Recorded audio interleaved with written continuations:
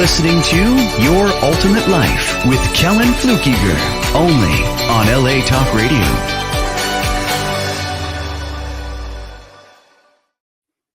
Hey, here we are. Welcome to Your Ultimate Life, Your Ultimate Life.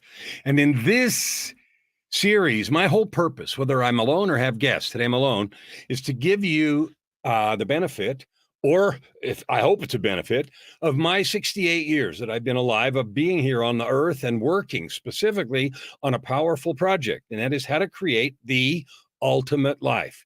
Now, everybody has a different definition of it, but almost all of the definitions include money, freedom, time. Many people include family, loved ones. Lots of people that I talk to include purpose, like some meaning to life, like you're doing something that matters. I had a coaching call earlier today, and we're starting this has been a long time client, but starting a new series of work. And the first thing that was on the list was create an identity. And that meant for products and services and things that are going on. And so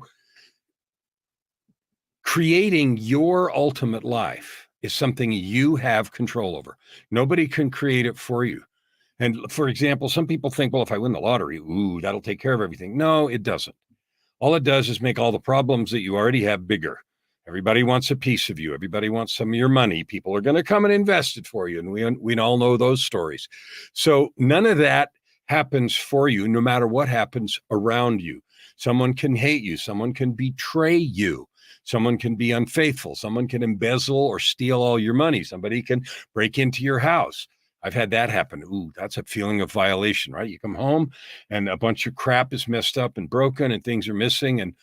And the first time that happens, it's like you almost choke with somewhere between anger and frustration, because stuff that you thought was like, yours, sanctity is gone in a minute, in a heartbeat. You see all that.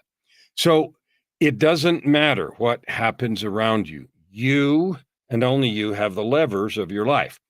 So since that's true, then the question is, okay, fine. I'm not going to argue with you, Kellan. Good, because it won't matter if you do. All that does is waste energy.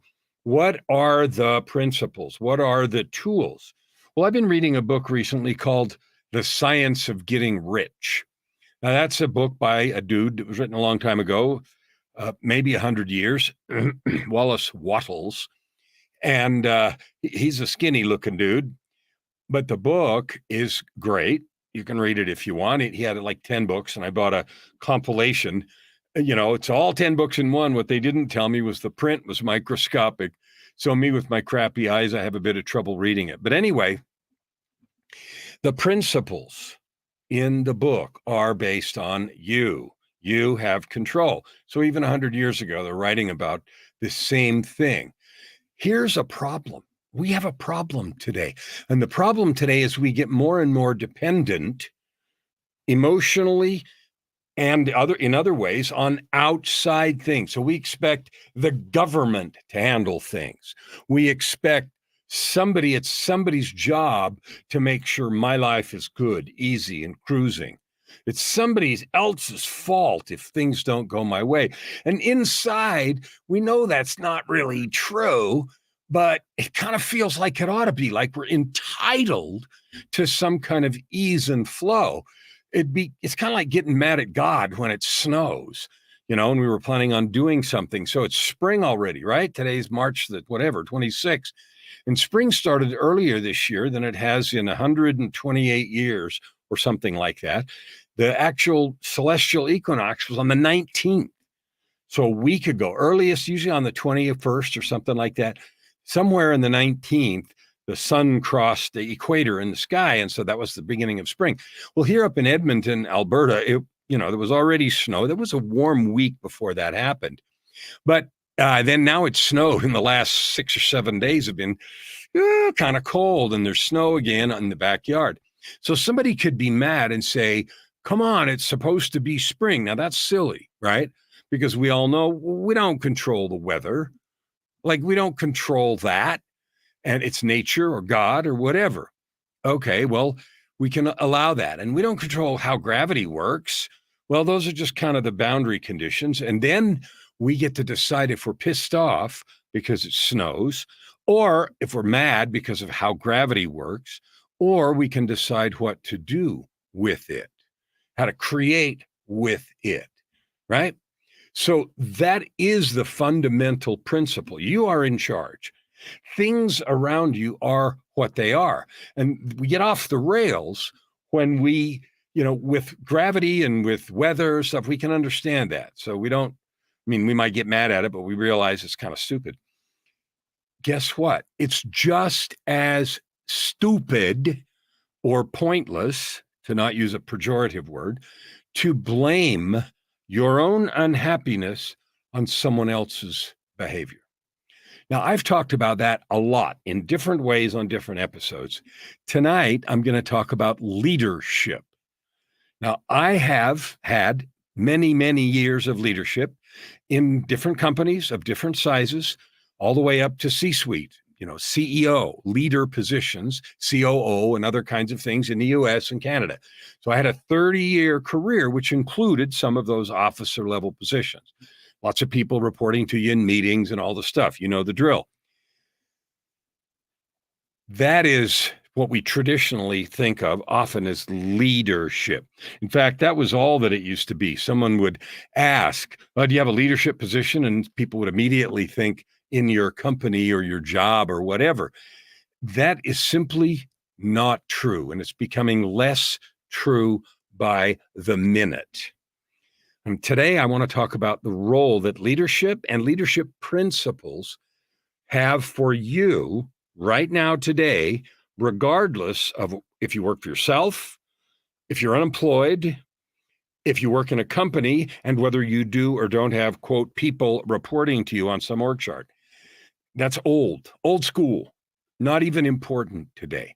The principles are still important, in fact, more critical than ever if you're going to create a life like you want. Now, I always use purpose, prosperity, and joy. Have you defined what your ultimate life would be? Do you have a definition? If I say, what's your ultimate life? Can you rattle it off for me right here, right now? And does it represent truth? I ask people that question all the time. What is your ideal life or your ultimate life? And you know what? Most people can't answer it. They can give some, freedom to do whatever I want. And, no obligations and all the money I need. But they haven't actually thought about what combination of things really represent that. And often people say, good family, good relationships. And they mean that. It's deep in their heart. But then there are also other things like health and money. And health and money. So they haven't really thought about it. So here's why it's important to think about. Every day, every week, every month, every year, you set goals. You set them either explicitly or accidentally. If you don't do anything, then you've set sort of a default goal of getting through the day without catastrophe, getting to work without getting in a wreck. That may be nothing for you, but on bad snowy days here, that might be a big deal. Or getting through a day without getting called on the carpet because of some project you did or didn't turn in. Or having some argument with one of your kids or your partner. All of those things, those are kind of default goals. If I can just get through the day without drama, if I can get through the day without somebody mad at me, those are unspoken and default goals. I'm not saying there's anything wrong with those, but I'm telling you they're 100 million miles below what you're capable of if you want it. As soon as I say that, people often think, I don't want to be a slave. I don't want to work so hard. I'm not talking about working hard. I'm talking about being clear. So if I say to myself, I want to write a book and I want to create an album of music. And I say those two things because I do both. I'm an author. I have 19 books. I have 88 songs on Spotify and iTunes and all the rest of the platforms. And I'm just about ready to put 3 more. So I have a boatload of both.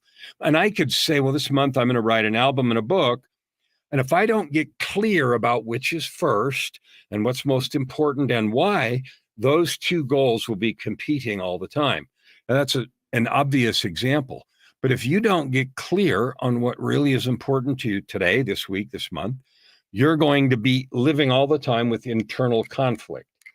Internal conflict is that feeling where you think, I want to do this and I should be doing that. I want to do this and I should be doing that. All of that is evidence of lack of leadership. You've probably worked, in a company or for someone in some situation where you couldn't tell one day to the next, or maybe 1 week to the next, what was really important.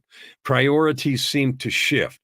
Things were unclear, and it's really uncomfortable to work in that kind of environment where you go to work and it's like, you don't know what's going to happen today. Is it going to hit the fan or whatever? And maybe it has nothing to do with what you do or your job at all. But you know what that feels like. Well, that's what your life is like when you don't exercise leadership principles. Now, I'm going to give you 5 leadership principles, and then I'm going to talk about how they apply to you.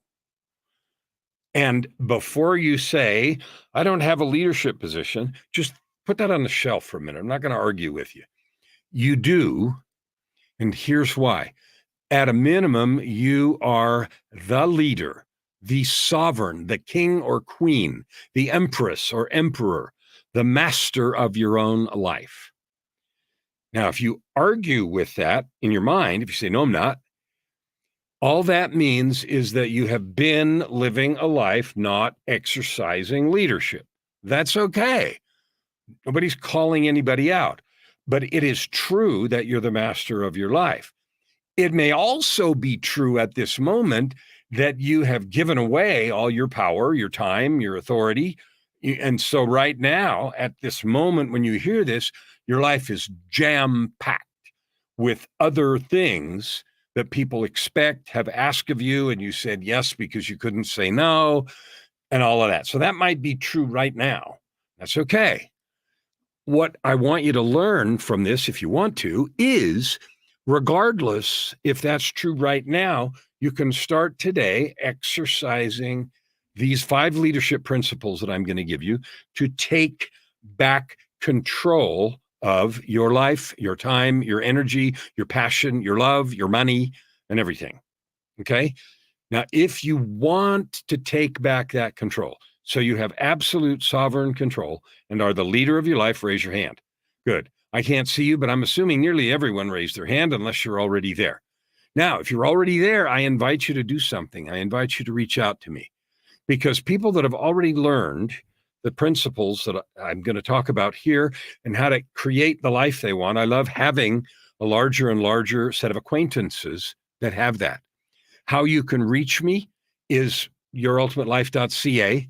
Opt in there and you'll be able to get a hold of me or connect with me on one of the social media platforms. That's a serious invitation. I mean that, because I like to have guests on both this show and my podcast who have learned these principles. And the reason is because how they are applied in every situation is unique. And the more ways we can see, books we read, shows we hear, videos we watch, where we see these principles of self-determination, I use the words purpose, prosperity, and joy, the more examples we see of that, the more likely it is that we are able to do it ourselves, figure out how to take leadership responsibility of our own lives.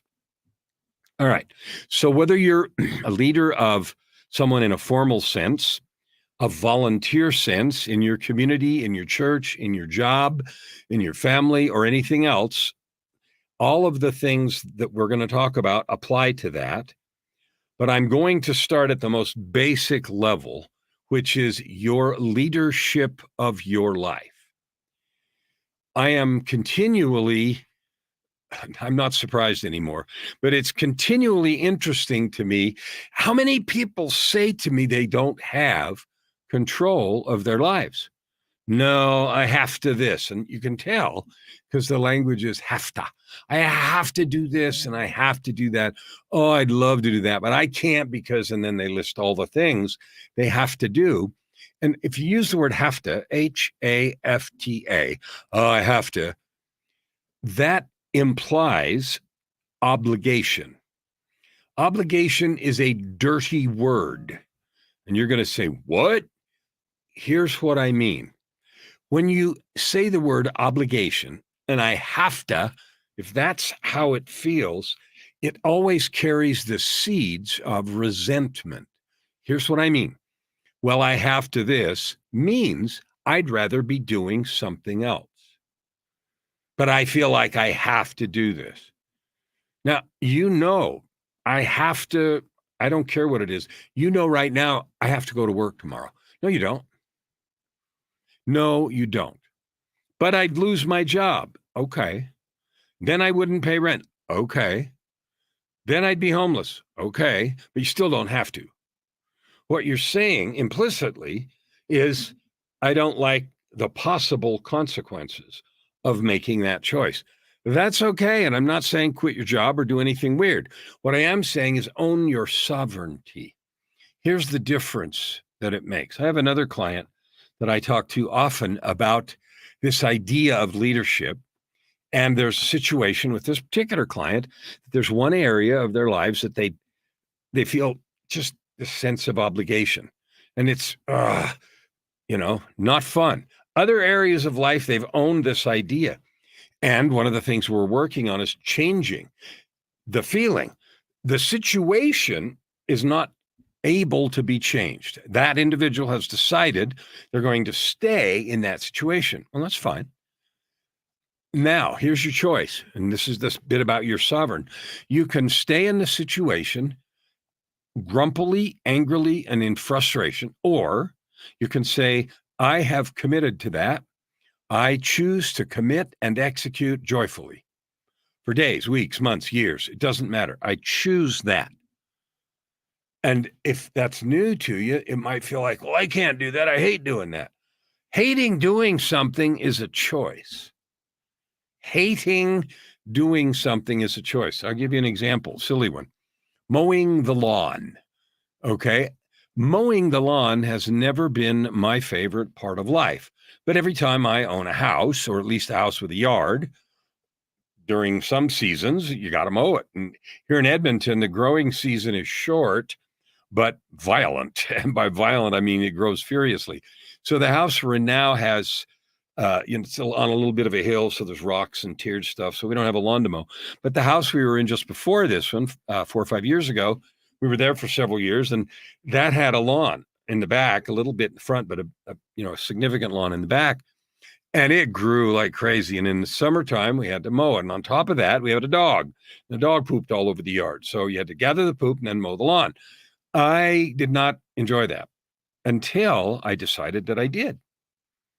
And I decided that during the time I cleaned up the poop and mowed the lawn, I was going to just enjoy this. I was going to create fun. And you know what? The job got done either way. The difference that it made was how I felt before, during, and after. Before, I got to do this. Got to drag myself. Oh, good. The battery on the electric lawnmower's dead. I can put it off. That was one way. Another way is it's time to mow the lawn. It's going to look beautiful afterwards, and we're going to be free to walk on it without fear of stepping in dog poop. Yippee! And then go do it. It actually took about the same time, but I felt way different. I felt good leading up to it. I prepared well, battery charged, got it done, and loved the way it looked. Now, that's a small and silly, it's not silly, it's a true and real example. And what I'm hoping to communicate to you is every single activity in your life is exactly the same. All right, here are the 5 principles of leadership. They apply to you as an individual, and they apply to you as a leader of any size of team or a company. Clarity, connection, communication, commitment, and consistency. Yeah, I made them all start with C on purpose. And I also call them core competencies. Ooh, another bunch of alliterative C's. Leadership core competencies. Clarity, connection, communication, commitment, consistency. We're going to talk about all 5 of those and how they apply principally to you as an individual in leading your own life as a sovereign. I'll also include some examples from my own past as an executive, how that applies to team leadership and so forth. The first thing with the first C, first core competency is clarity. Clarity. Now, clarity, you'd think, well, duh, of course, clarity. I understand that. My guess is not really, Because earlier I asked you to think about or declare what is your ultimate life. If you can't tell me right away what that is, like someone asked me, what's my life? My ultimate life, a life of purpose, prosperity, and joy. Purpose, prosperity, and joy. That for me is the ultimate life. You notice I didn't say, well, I need to be healthy to have the ultimate life. And I need to have, a bunch of other things. Purpose, prosperity, and joy. Here's why I pick those words. I've been unhealthy. Those of you that follow much know in 2018, 5.5, almost 6 years ago, be 6 years in June, I died. I contracted a fatal illness. I was in a coma in the hospital for a month, coma for 17 days, et cetera, et cetera. So, and then I had to recover from all that. That was a great blessing. I enjoyed it. I kept my business running, et cetera, et cetera. So, and I was happy during it. I counted it a blessing. I had a near-death experience. I wrote some books. It was amazing. Wow. That's a choice, by the way. I could have been really angry and frustrated. How come this? What happened? I was doing so good. Thought I was adding good to the world. I could have been mad at God or whoever. I chose differently. So I got to have good health isn't on my ultimate life list. I like that, but I know how to navigate life in a joyful and powerful way, regardless of the ups and downs of health.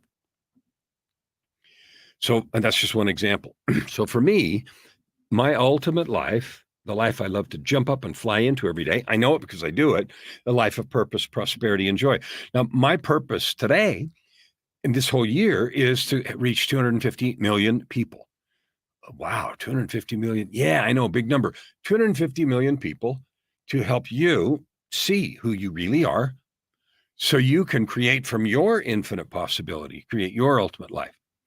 So that's clarity for me. I know what that is. I reaffirm it every day. I live into it. I think about it. I explore more ways. This broadcast, my podcast, I'm guests on others. I write books. I speak at conferences.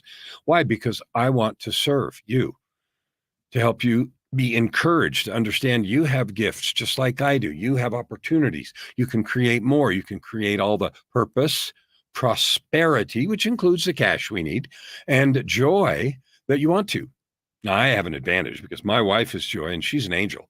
So I have an angel in my house all the time, and her name is Joy. So purpose, prosperity, and joy. Ooh, joy. My joy is half done all the time.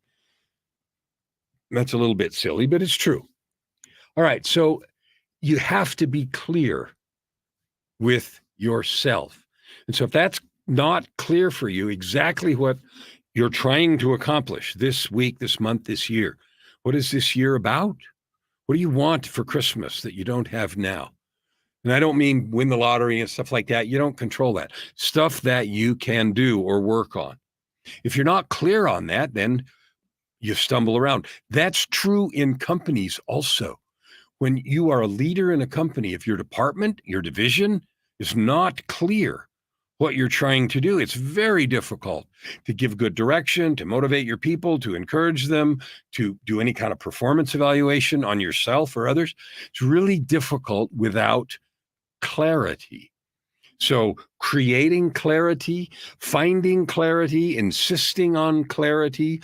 If you're in the middle of a chain of command, working up and down that chain to create clarity is essential for good leadership. It's essential for morale. It's essential for people to love coming to work, to be committed to each other. It's not the only thing, but clarity, which is real ability to speak definitions, words, goals in a way that everybody understands and buys into. So clarity is the first of the 5 principles. The second of the 5 principles is connection. Now, I know that you've worked for a boss that you hated to see. Maybe they weren't even at your location. They were in another building. I had a situation like that where I supervised people that were in the building I was, and then another group that was somewhere else. In fact, most of my people were in the somewhere else place, and the smaller group was actually in the building where the management team was.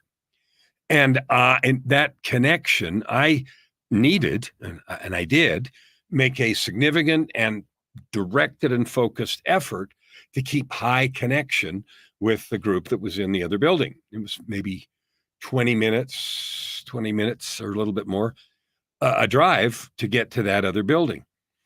First thing I did, and I happened to come to that company from outside. I wasn't even in that company. I was an outsider that was hired. So I had a special challenge, a special opportunity.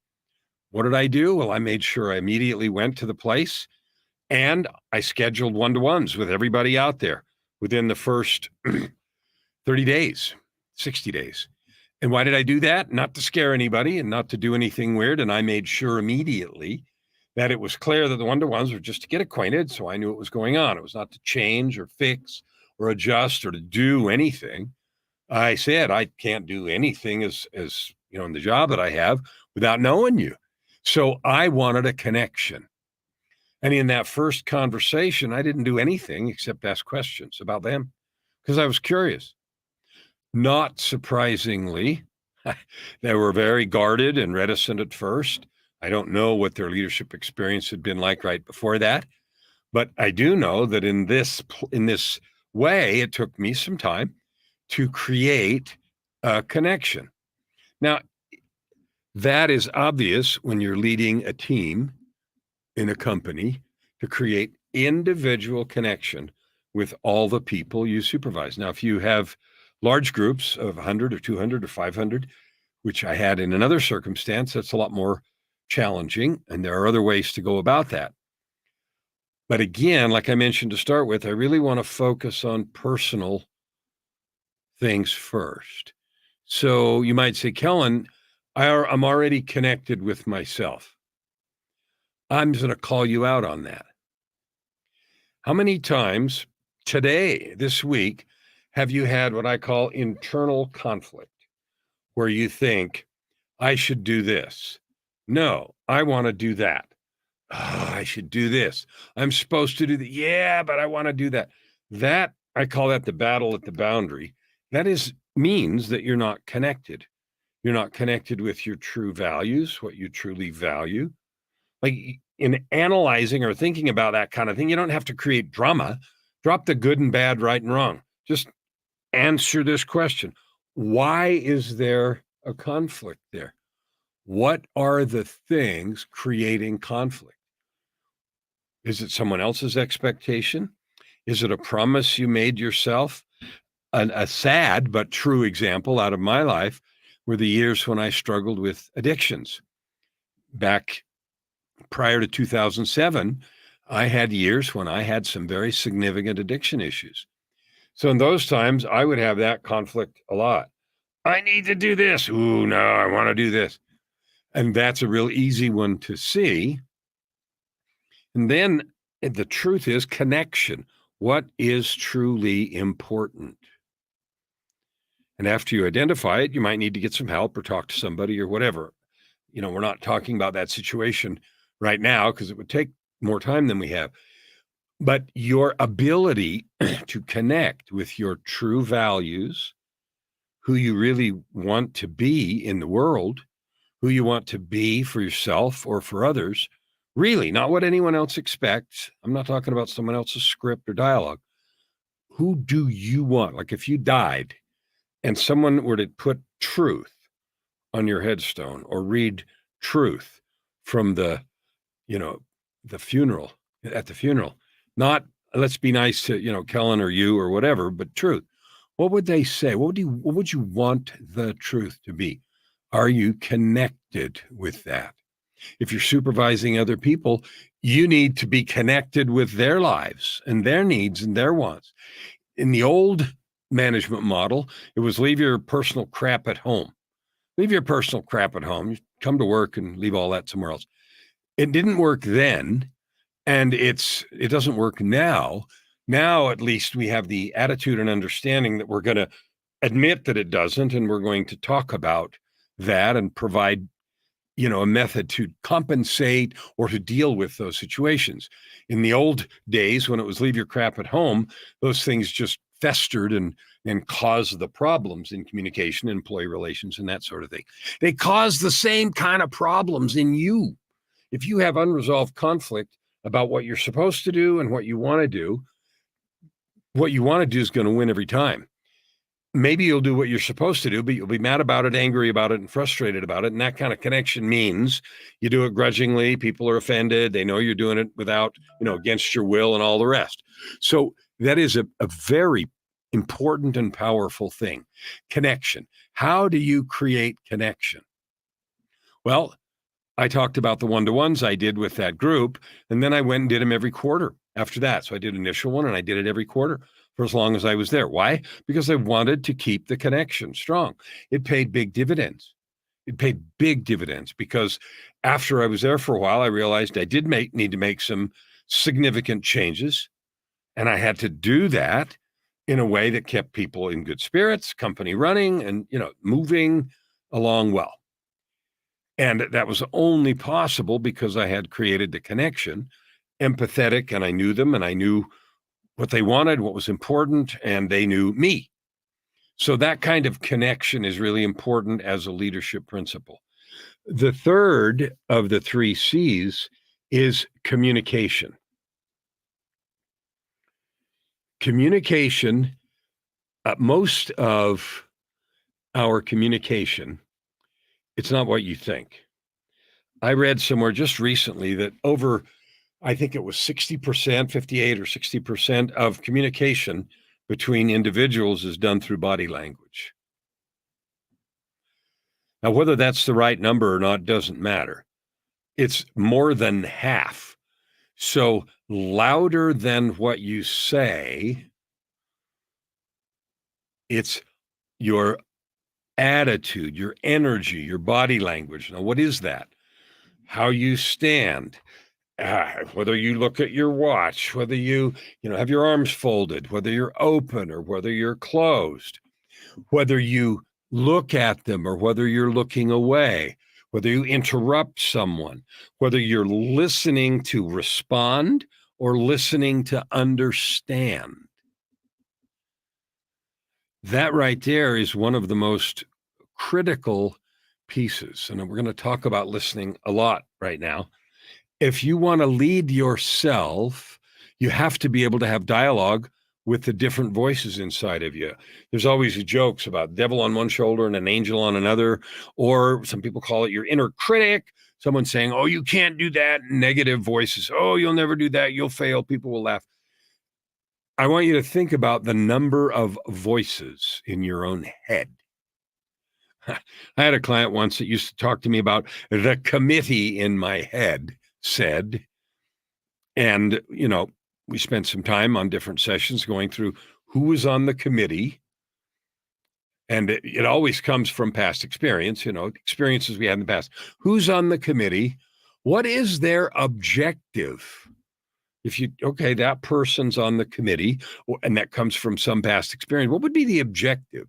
Why is that person even here, having a voice, causing you to think or, with this encouragement in one direction or another?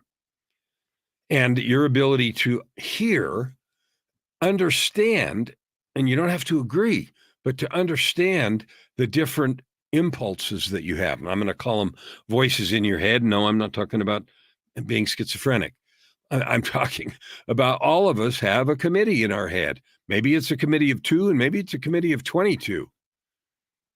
Your life experience is what dictates that. Maybe you had really strong parents. Maybe you had a certain cultural upbringing that shouts at you all the time. Maybe you had a certain religious upbringing that's very prominent and overbearing. And so you want to do a certain thing and you have this voice shouting at you, no, you shouldn't do that. And you just know that there's a conflict and you don't sit down and say, okay, what are the voices and who are they? What are their goals and what are they saying? And are they really working in my best interest? Now, it's easy to illustrate this with a corporate example. So maybe you've all worked in situations where you had a department, maybe a small one of 6 to 10 people. So you have a department of 6 to 10 people, and there's some really strong opinions. And they're not aligned with each other. This person thinks you should do a thing this way, and this person thinks it should be different. And it devolves into, friction, and maybe there's some negative emotion, and maybe it even gets heated. language and "arr," and people go behind their backs. And as the manager, leader, executive, I used to have people come to me and complain about other people. And when you have that kind of communication breakdown, it's really hard until you solve it to get clarity and move forward. This is the same with you. You're trying to create your ultimate life and you have competing objectives. So not silly, a real example is you tell yourself, I need to get in better shape. I don't like the fact that I'm not not in good shape. I get tired easily. My doctor's been telling me to, do exercise or lose weight or whatever. And then there's a conflict that says, I don't want to go through self-deprivation, depriving myself of food I like. I don't want to have to exercise. And there's these conflicting voices. As long as that's going on, the default is always do nothing. In a company, it's the same thing. You've got friction, and the default is it delays projects, it delays progress. If you as the leader and in your own self, if you as the supervising voice says, we're going to do this, often the other voices undermine you. And you may have seen that in the office. You're trying to move something forward and somebody else is finding fault, creating problems, maybe intentionally doing stuff late, pointing out problems on other people's work, doing everything to sabotage, slow down, or undermine your progress. That can happen in your own life. That has to be cleaned up if you're going to have peace in your heart, if you're going to get to whatever you set your goals are, more money, more health, or movement in your progress and project work. So learning to listen, and listen not just to answer and argue, but really to understand what someone really thinks, or in your case, individually, what is the voice that says, I don't want to exercise. I don't want to be, have to not eat certain foods. I don't want to do that. What is that voice? Is it a voice saying, I want you to die young? I want you to be unhealthy, get diabetes, and die young. No, probably not. Maybe it's a voice of earlier in your life, being deprived of things. Or maybe the exercise thing, it's fear of failure. I'll go to the gym and look stupid. But understanding those voices is the key. It's not just nice. It is the key to creating a way forward. So, for example, if the fear is failure, then don't go to the gym. Create an exercise ritual at home. Get an exercise buddy. Go take walks. Do something that lowers the pressure so you can take steps forward, because success begats success. I've created exactly that kind of thing moving forward in a corporate environment where there were conflicting opinions. Let's understand all the conflicting opinions. Well, what if we try this? What if we try this as just an experiment? And you get something where you can make some progress, and then people see, what, there actually is a way forward. So communication is absolutely critical.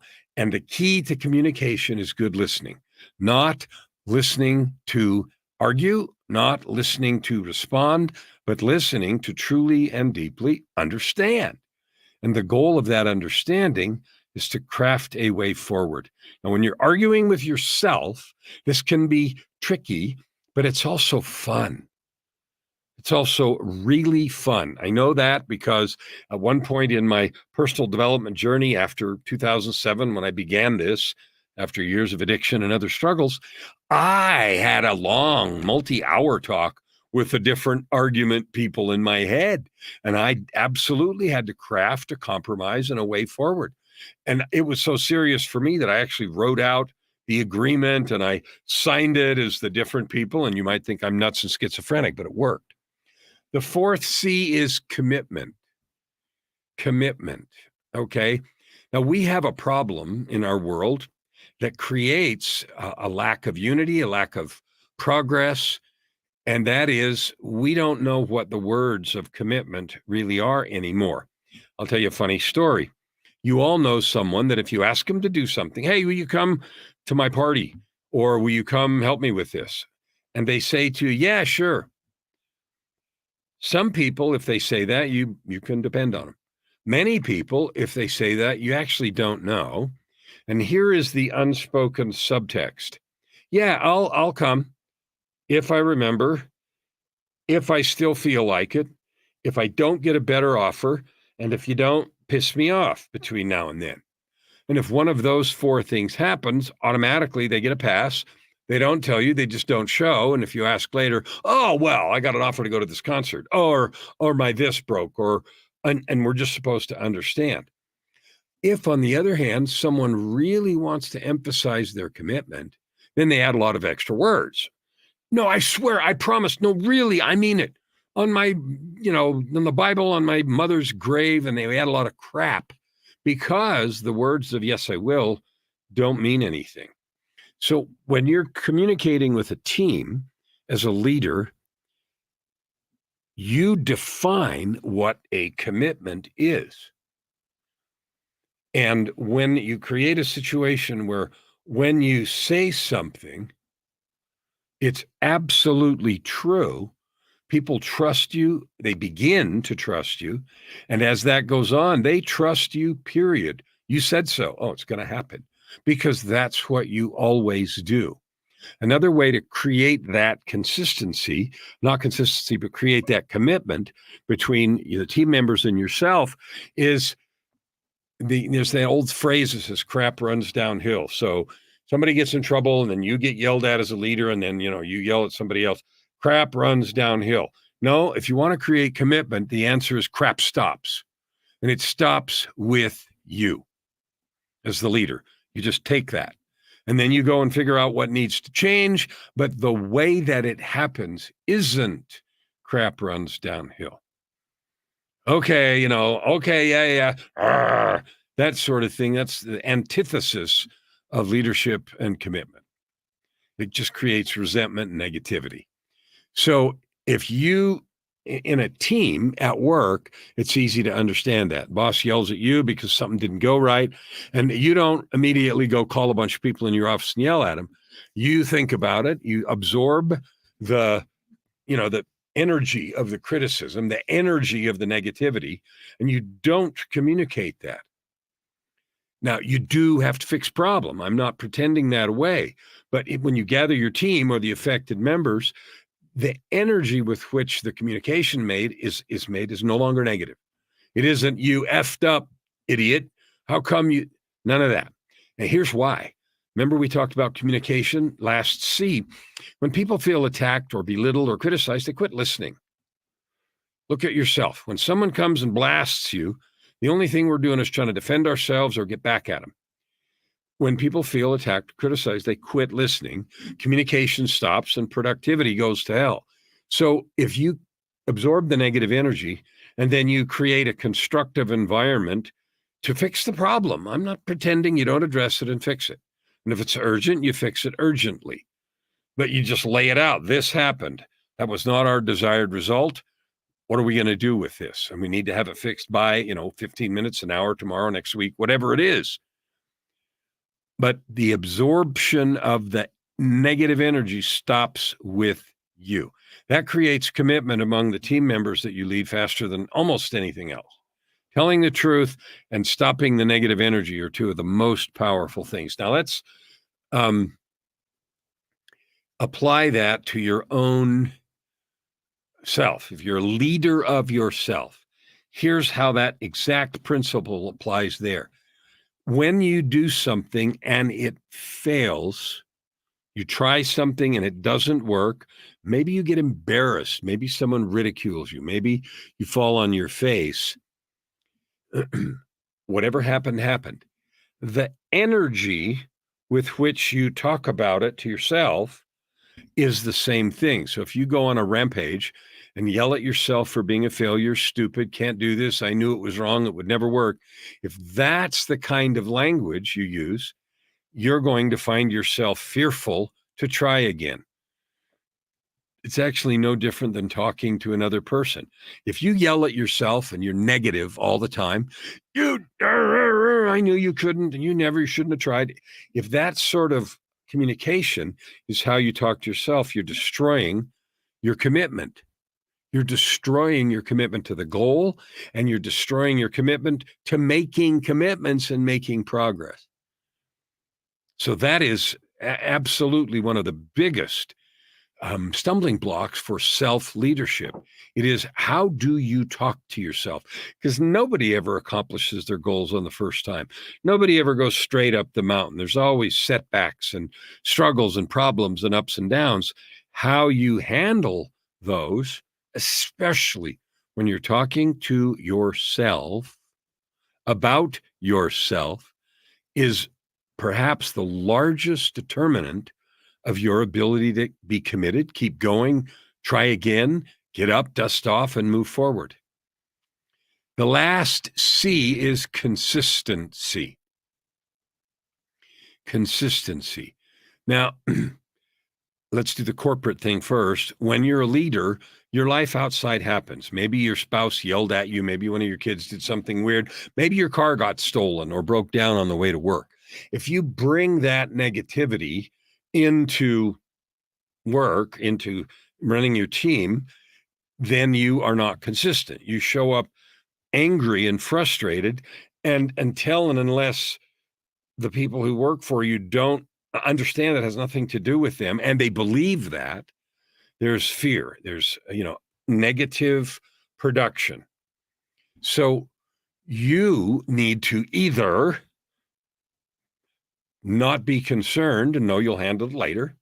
And I'm not pretending it isn't a struggle, whatever it was, but don't put it through onto them, even energetically. Or the other way, which is one I really loved, is just to share. My car was stolen, so grumpy day for me, and then move on so that it is completely clear what's going on, and it is immediately obvious that everything has nothing to do with them, and then act like it. The highest compliment, I don't know, the highest, something that someone said to me that I took as a real compliment. I was speaking at an event, and I got off stage, and it was in between. And I put a lot of stuff on social media, a lot of Facebook posts, and someone came up to me in the break, and I didn't know this person, but they stuck their hand in front of their face, and they went, "Same dude."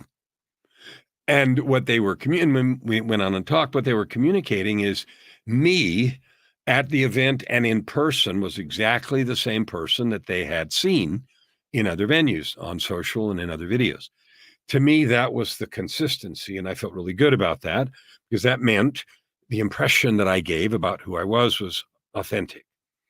So consistency in your values, in your standards, in what you demand of yourself, in how you treat others, that needs to be consistent. Those are the 5 principles of self-leadership and team leadership with the right adaptations: clarity, connection, communication, commitment, and consistency. Now, what does that have to do with creating your ultimate life? Well, I hope that for the most part, that's really obvious. If any or all of those feel difficult for you, that's not weird. They are difficult until we learn to do them, until we learn to make them part of our lives. We are conditioned to be defensive. We live in a society where criticism and negativity is the norm. People in this society right now get off on canceling people and bashing and all that sort of thing. So it can be difficult. And it will control you and me until and unless we realize we are sovereign. And when I do this, I mean, I have the controls. I'm flying my own plane. You can yell at me from the passenger seat all you want, but I control my own plane, my elevation, my pitch, how I'm flying, how I land, how I take off, right? And I urge you, and I invite you, and I lovingly plead with you, don't give up control of your plane, your life, your attitude, your pursuit of goals, your authentic and real self and soul. Don't hand that over to someone else. Get completely clear on what you want. Create a connection with whoever's appropriate, but with yourself, your authentic self, your divine inner. That, who are you and what do you stand for? Be clear in your communication so that there's no question who you are, what you stand for. Decide what it is you're committed to, and then make that commitment bulletproof. And then do all you can to remain consistent. Now, we all fall. We all fail. So this is not a pretending that doesn't happen.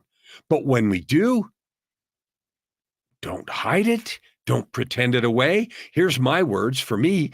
Whenever I fall or fail in any of my declarations, I get up, fess up, clean it up, and recommit. That returns me to the pilot's seat. It liberates me from fear of judgment and mistakes, and whatever the cleanup is, it is. And I promise, because this is what I experience and what I help people do, it will help you create your ultimate life.